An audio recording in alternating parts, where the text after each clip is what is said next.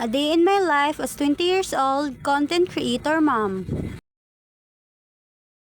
Hi mga kamamshi ko, welcome to my mini vlog. For today's video pala mga kamamshi ko ay samahan niyo ako maglaba, maligo at maghugas. Hapon na nga yun mga kamamshi ko at kita nyo naman medyo makulimlim na. Wala kasi ako sa mood kanina at sobrang sakit talaga ng ulo ko. Kaya ngayong hapon ko palang magagawa ang dapat gagawin ko kanina. Inuna ko na ngang mag-igib ng tubig para may magamit ako pang hugas ng plato. Wala kasing kalaman-laman yung balde. Nag-igib naman sana ako kagabi bago matulog. Pero ewan ko ba bakit wala nang laman pagkagising ko. Ayan na nga mga kamamshi ko, wala nang intro-intro yan. Sinabunan ko na agad yung mga plato. Kaunti lang yung hinugasan kong mga plato kasi dalawa lang naman kami ng anak ko gumagamit. Medyo natagalan lang dahil naka-video ako. Paiba-ibang position kasi ang mga ginagawa ko dyan. Kung napapansin yung mga kamamshi ko na medyo pangit yung pagkakuha, pagpasensyahan nyo na, medyo masama talaga ang pakiramdam ko.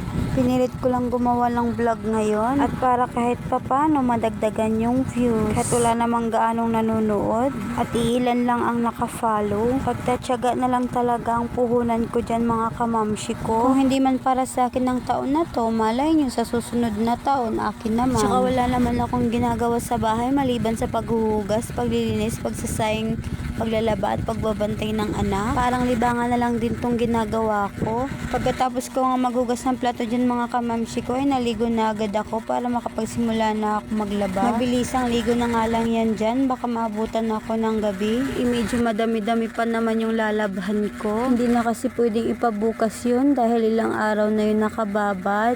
Mga puti kasi yun mga kamamshi ko kaya kailangan ibabad ng ilang araw para talaga matanggal yung dumi at mga mansyang nakadikit. Di kasi kaya ng brush at kusot lang yon. Halos sa anak ko pala yung damit nakababad mga mamshi ko. Alam nyo naman pag bata ang nagsuot hindi talaga maiiwasan yung hindi madudumihan. At pagkatapos ko mag-shampoo mga kamamshi ko ay nag-toothbrush na rin ako. Medyo nainis pa ako sa part na yun mga mamshi ko.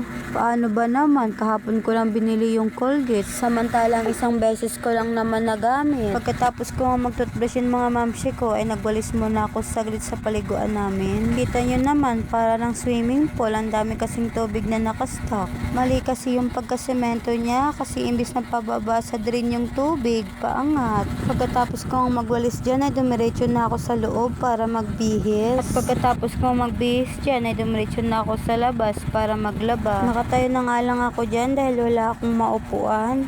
Lahat na lang kasi ng gamit dyan sa labas nawawala. Ewan ko ba, kinuha na siguro ng mga engkanto.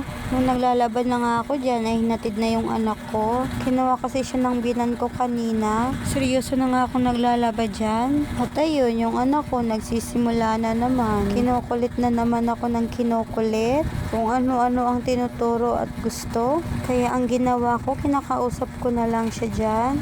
Madaldal kasi yung anak ko, gusto niya laging may kausap. At ayun, effective naman. Ang kaso nagagalit pag tinatalikuran. Gusto niya ata habang nag-uusap kami ay magkaharap talaga. At hindi naman pwede yun dahil ako nga ay naglalaba. Kaya hinayaan ko na lang, tatahimik din naman. Habang focus nga ako sa pagkukusot dyan ay naalala ko na naman. Wala pala ang hanger dyan nasa taas dahil hiniram. Kaya nababadtrip na naman ako sa mga oras na yan talaga mga mamshi ko. Paano ba naman? Sabi isasauli agad pagkatapos gamitin. Ilang araw na ang nakalipas hanggang ngayon wala pa rin sinauling hanger. Kung hindi pa ako maglalaba, hindi ko rin maaalala. Diyos ko. Idagdag mo pang hirap na nga ako yung muko. Aakit pa sa hagdan para lang kuhain yung mga hanger. Kaya wala talaga akong choice kundi umakyat doon. Ang humiram pala ng mga hanger mga mamshi ko ay yung mga kapatid ko sa itaas.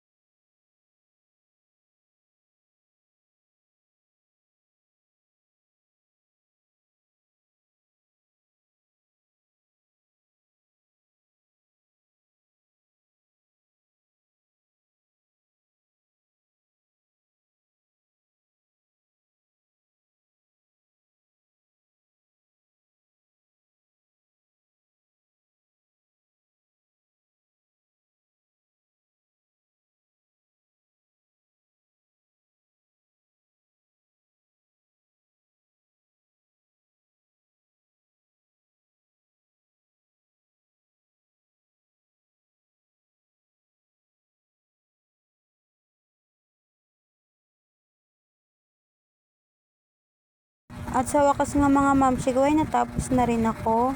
Yan pala lahat ng mga nilabhan ko. At yun lang po. Salamat sa panunood.